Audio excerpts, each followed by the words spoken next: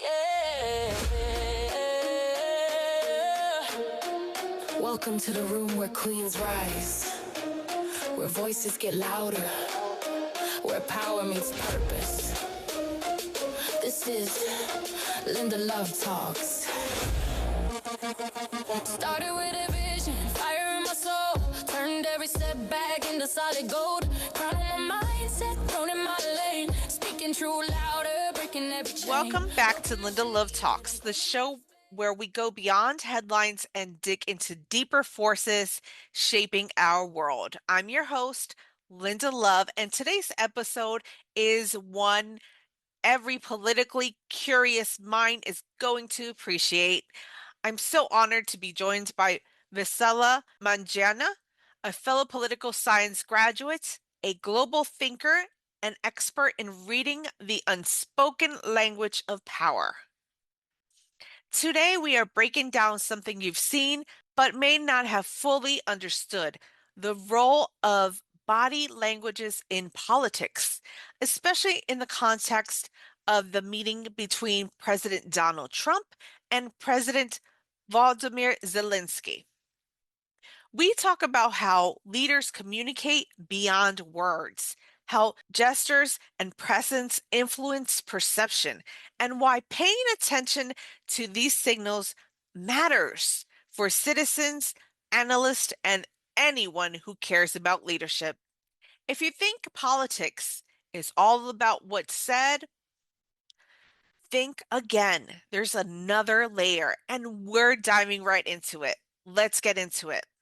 Season 4 of Linda Love Talks. I'm going to do a formal introduction, but Vesela will start off the podcast by telling us a little bit about herself. Currently, I'm a business and life coach, but before that, I spent 30 years in the United States. I've been a financial auditor. I audited many companies like production of electricity, a Coca-Cola company, production of glasses, of various types of companies.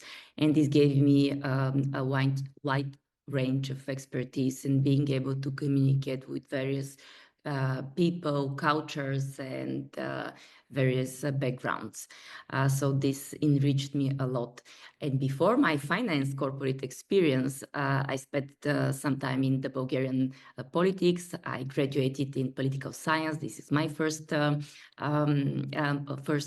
education, university education. And when I was in my early 20s, I was involved in the youth policy of Bulgaria at that point in time. And after that, I moved to the business world. I studied in the United Kingdom in Warwick University. I studied there international political economy. And at the moment, I'm working with the brain of people, which is very important. And I'm able to combine my political expertise, my economic expertise, and how the brain functions. And I work individually with people. I do trainings. I do 6 months programs. I'm also a trainer of Peter Sage, and I facilitate his 6 months elite mentorship program, which is a program for personal transformation. So I started from political science. I went through finance and business, and now I'm in the personal development field, and I'm working with the brain. But it's very important because whether we are talking about politics or economics, we always communicate. And the way we communicate, it depends on the way we perceive and perceive the other person. And it's really related to the level of emotional intelligence of the people, the level of effective communication skills, and the better you are in effective communication, the higher emotional intelligence you have, the higher in the corporate hierarchy you are, and the better deals and negotiations you can handle. So it's really, really important, the emotional intelligence of the person and the effective communication skills whether he will be able to negotiate. It doesn't matter whether we're talking about political negotiations or we're talking about business negotiations. So I have a question. It's something that has been spoken about throughout the world, which was the meeting that recently that Zelensky had with Donald Trump and the White House. And I met Vesela, and we had a great conversation about it.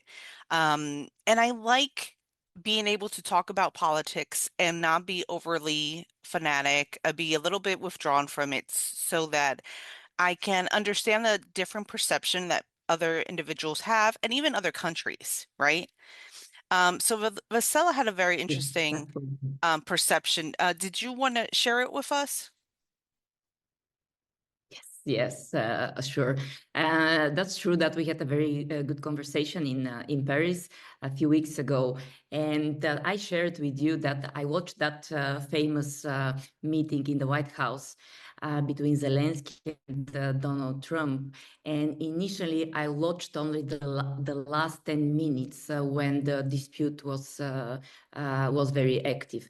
But then I decided to go back and look the full story. So to look the full to launch the full conversation. And what I noticed there from a personal perspective, from a perspective of how the brain works and what Zelensky and Trump did and did not, and what causes this dispute to happen. And actually, what I've noticed is, generally speaking, Zelensky has put himself in a victim mode. He was speaking in a way and behaving in a way like he's a victim. And on the other hand, Donald Trump was behaving as a person who is like a warrior, a person who has a battle to lead, and he knows what his battle is, and he is leading. And I think that a few mistakes were made by Volodymyr Zelensky, and I think if he hasn't done them, this would not have happened. The end of the conversation would have been in a different way. So what I mean, the first thing is if we started from the posture, the way he was sitting, the body language. The body language of Zelensky showed that he was not very confident and sure and certain of what he is saying and doing.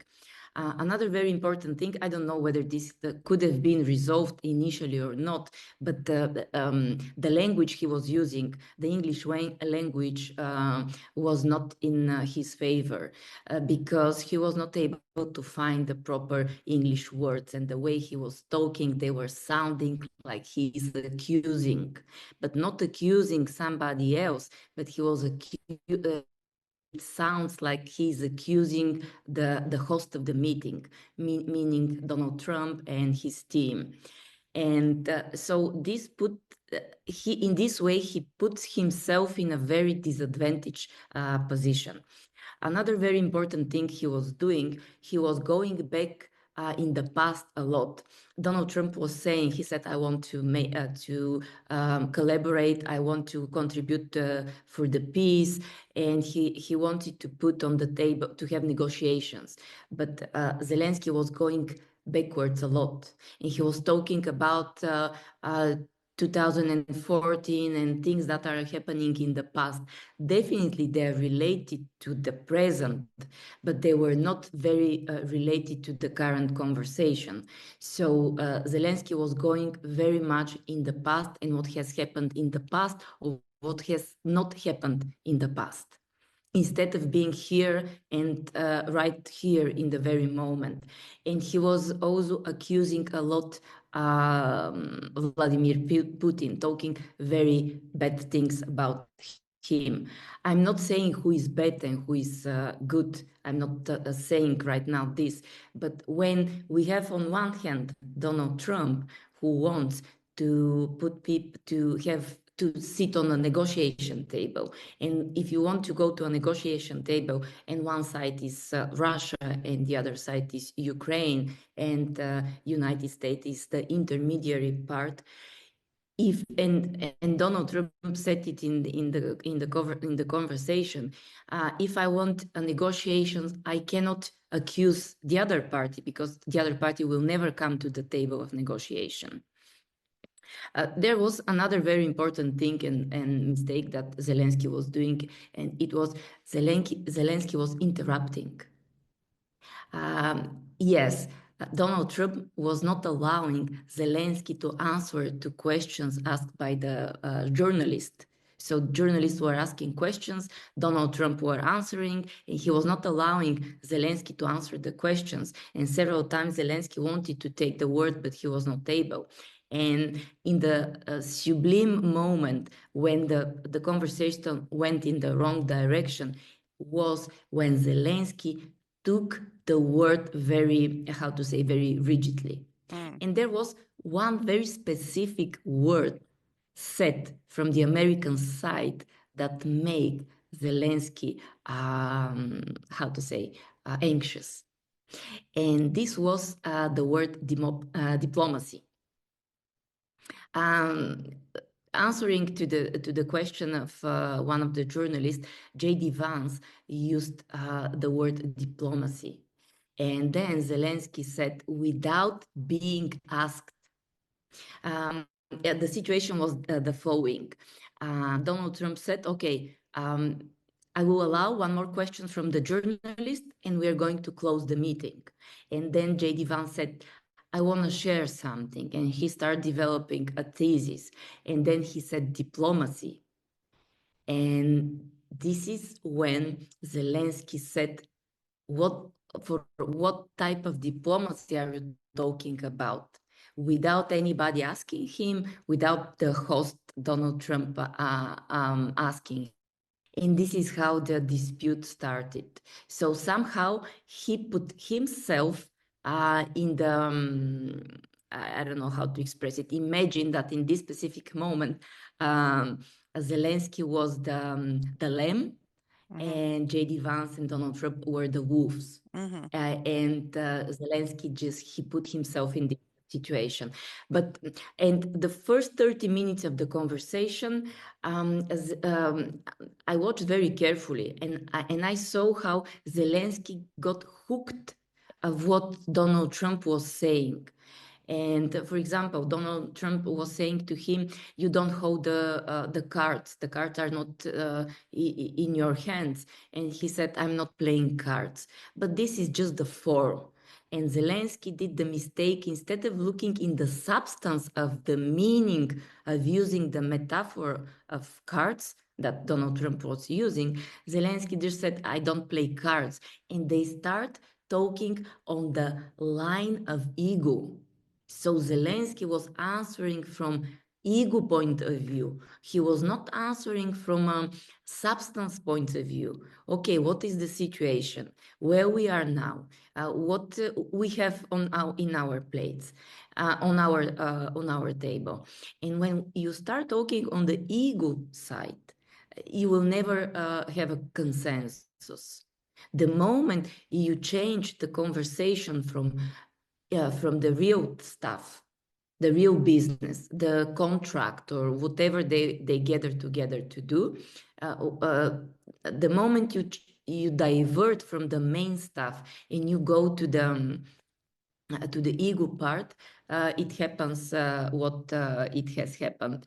And there is another thing I just put here down on my notes because there were very important things, and I don't want to miss important things. And if someone goes back to the whole conversation, he will notice that Zelensky used several times. He was saying something and then he was saying, but you have to come to Ukraine. So he was saying something good, and then he's saying, but in communication, when you use but in the sentence, everything that is before but, you don't hear it. So even if he was saying something good and they said, but you have to come to Ukraine, then the good thing you said before, then nobody hears that.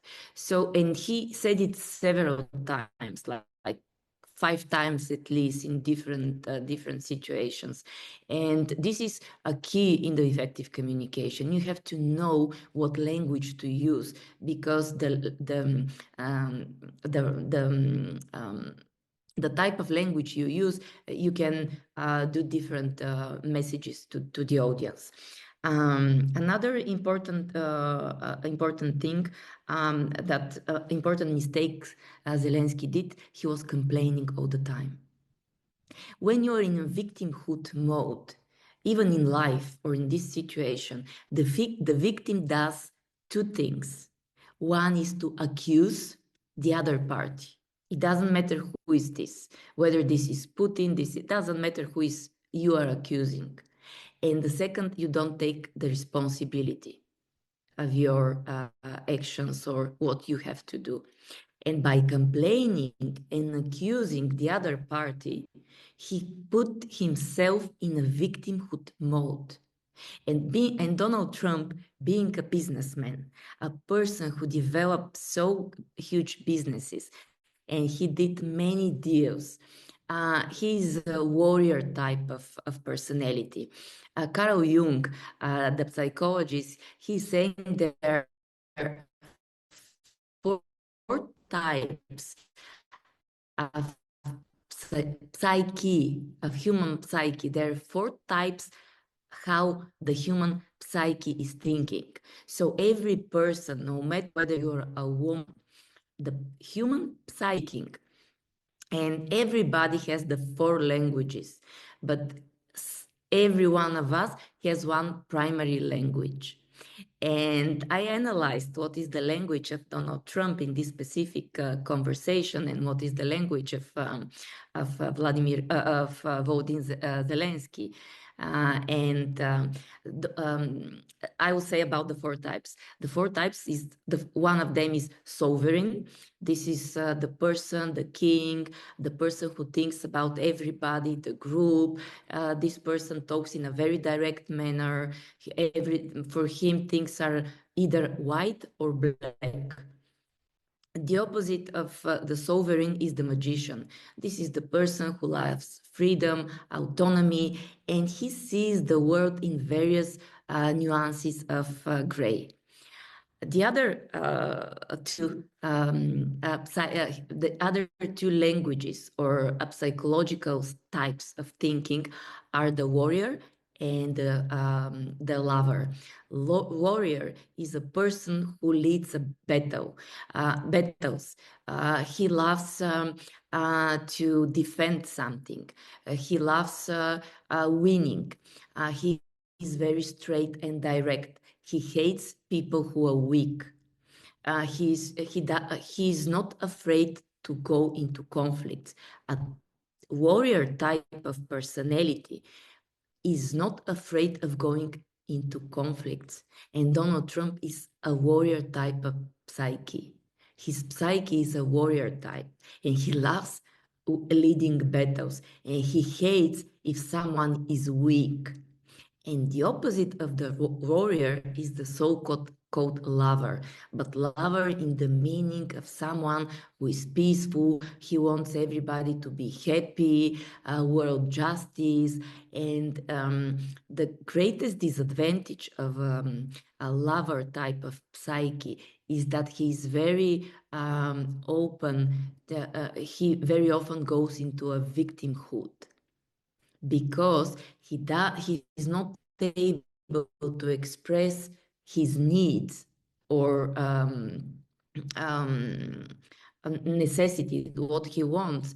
And then this type of person goes into a victimhood mode, which means accusing other people and do not take responsibilities. And if I take these 4 types of psyche, and the second couple that I said, the warrior and the lover, in this specific conversation, Donald Trump was the warrior, and Donald Trump generally is a warrior type of personality, but in this specific situation, he demonstrated it very, very highly. And on the other hand, Zelensky took the side of the lover, a person who wants peace, who wants everybody to be happy, he wants justice, and he was accusing all the time and not taking responsibilities. And very, very important thing he was doing, he was changing the topic many times. Donald Trump was going to the direction, let's sit on the negotiation table and see what we can do. But Zelensky was going, let's see what happened in the past. In the past, we had negotiations, we had agreements we did, and Putin did not keep them. Yes, this might be true. I'm not going to talk about these details, whether this happened or not, whether somebody has not followed the agreement he signed. The important thing is, in this conversation, he was bringing old situations. And this is how he was not allowing this situation to develop in a new way.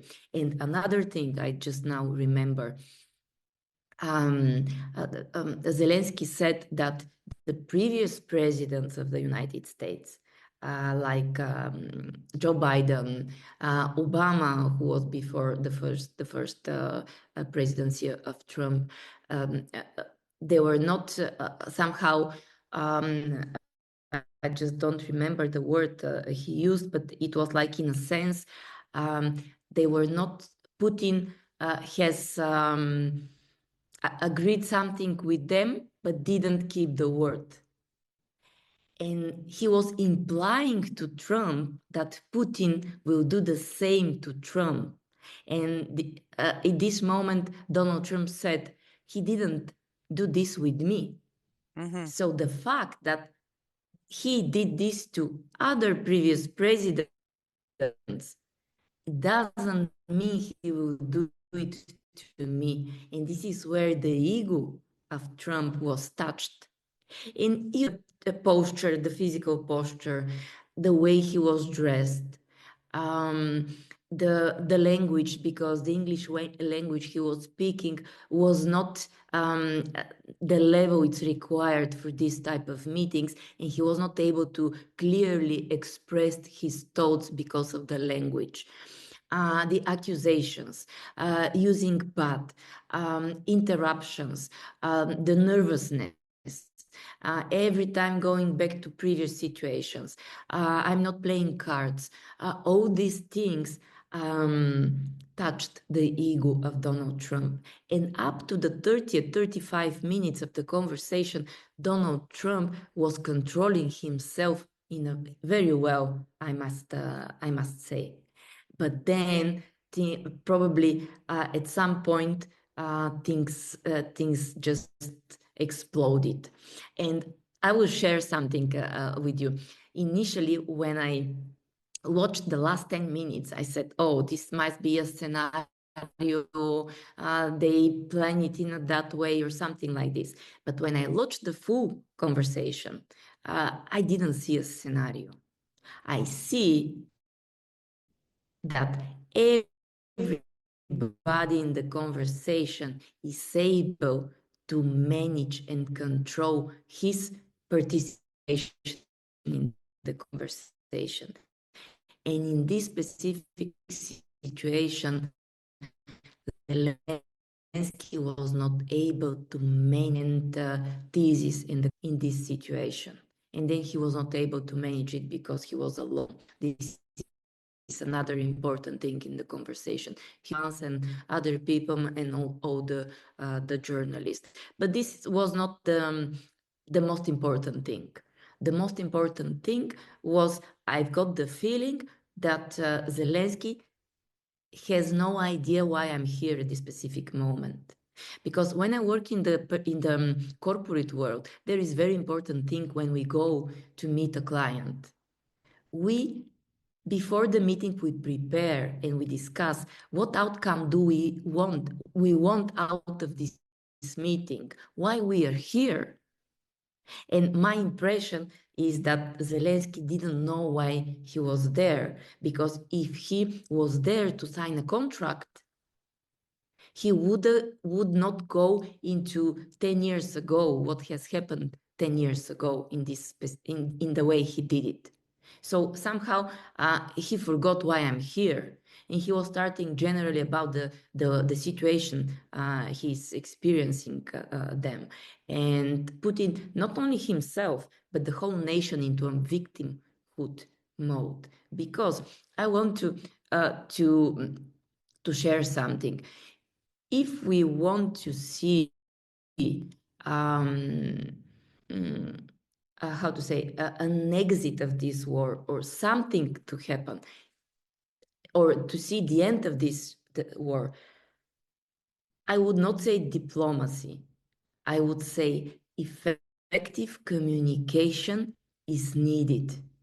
What does it mean, effective communication? I recognize the other party. I might not agree what other party is doing or saying, but I'm recognizing there is another party, and I have to take into account the other party. And in this conversation, it looks like Zelensky did not recognize the other party, meaning Russian party and Putin. He was blaming he's the evil. But if you're saying he's the evil, he will never get to to an agreement. If you believe, if now I want to go into negotiation with you, Linda, and I'm believing you're an evil, I will never get an agreement with you. I have to change my mindset. Right, I that's might absolutely say, true. okay, I might not like that lady. I might not like what she is doing, but I want to have an agreement with her for the greater good. And if I want to make an agreement with her, I need to see the whole situation, because every person has a dark side and a bright side. And the four archetypes I was talking about, the sovereign, the warrior, the lover, and the magician, every one of them has dark side and bright side. And if I'm able to see the dark side in you only, I will never get an agreement. I have to be able to see you in your wholeness. I understand Zelensky is in a very difficult situation at the moment, but unless you see the full story of the person who is sitting in front of you, and trying to understand his point of view, and it's the same thing for the other party, for Putin as well. If he wants to have an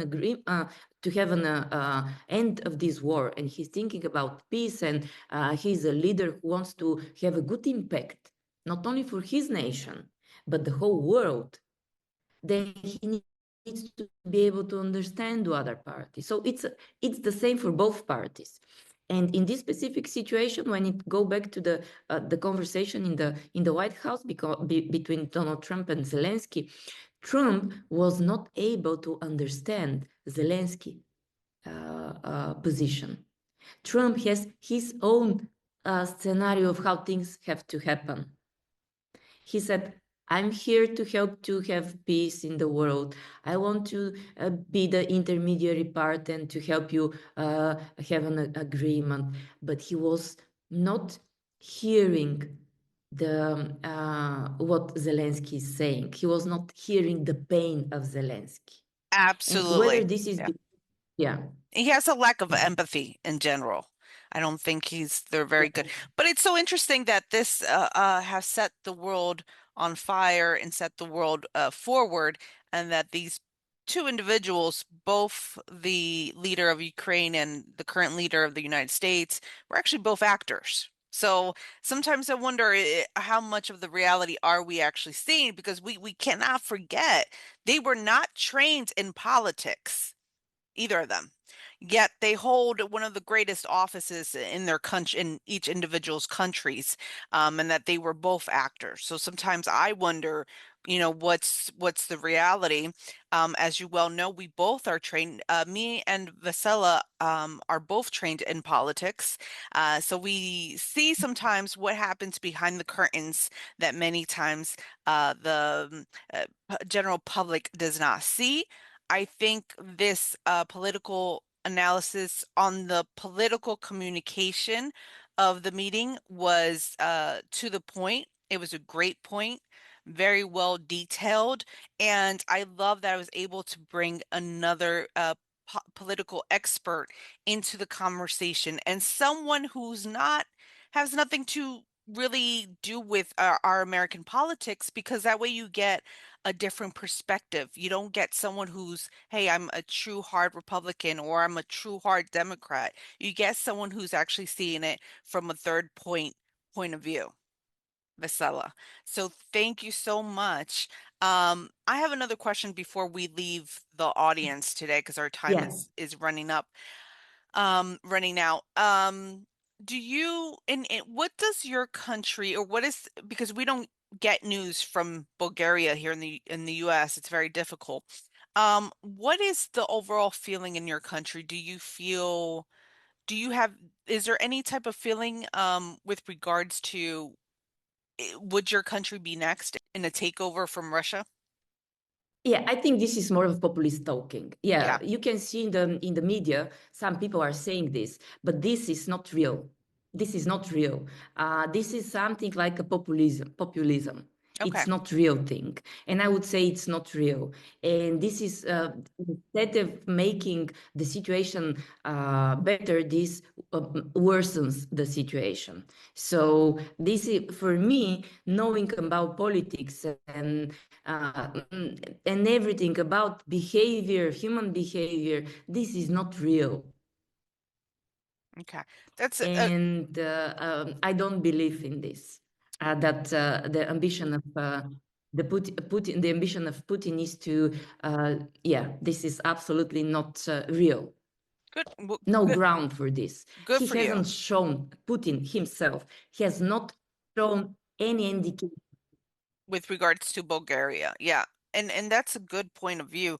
I think it just depends where you are on the Yeah. map and where what communications there's been between the leaders. I think Poland and Moldova is a little scared. Moldova's even smaller of a country. They don't really, I believe they don't really have a military. I think it's just whoever volunteers. So for them, they're a little bit fearful.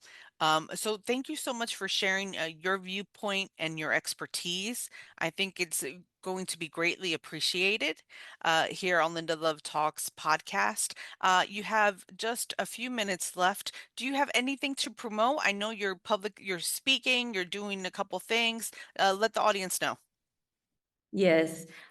So I'm doing many trainings like on effective communication, um, emotional intelligence. I have a 6 months program for personal transformation where we work with emotions, how the human brain works, how to manage the level of consciousness, how to go out of the victimhood mode, and how to handle and manage situation either in personal life or in professional life, either in economics, politics, or wherever you are at the moment. I do also one-on-one coaching sessions if someone wants to go deeper into the issues he or she is having in the specific moments. So if someone wants to connect with me, he can do it on my website, which is veselamangeyna.com. If there is if there is any way you can share my website, it's have an English version as well. So if someone wants to reach me out, he can do it either for one-on-one coaching session or 6 months transformation, or do a training in building confidence, better communication skills, or emotional intelligence.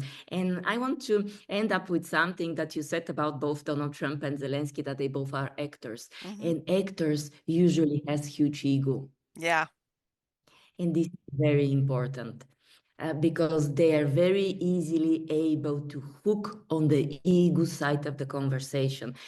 And I want the audience to remember in any conversation, there is two speedways. One is the speedway of the real substance of the conversation, and the other is the ego side.